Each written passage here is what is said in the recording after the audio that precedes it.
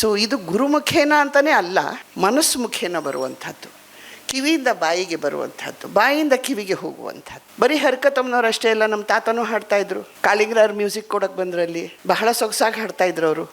ಅವ್ರಿಗೆ ಹಿಂದೂಸ್ತಾನಿ ಗೊತ್ತಿತ್ತು, ಕರ್ನಾಟಕ ಸಂಗೀತ ಗೊತ್ತಿತ್ತು, ವೆಸ್ಟರ್ನ್ ಮ್ಯೂಸಿಕ್ ಗೊತ್ತಿತ್ತು, ಜನಪದ ಗೊತ್ತಿತ್ತು, ಎಲ್ಲವನ್ನೂ ಮಿಕ್ಸ್ ಮಾಡಿ ಹೇಳೋರು ಅವರು. ಹೇ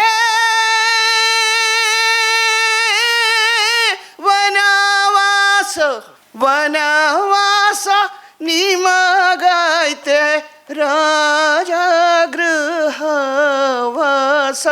ಕಣ್ಣೀರೆ ನಿಮಗೆ ವಿಧಿತ್ತ ಕೊಡುಗೆ ಜೋಲಾಲೀಲು ವಿಧಿತ್ತ ಕೊಡುಗೆ ಜೋಲಾಲೀಲು.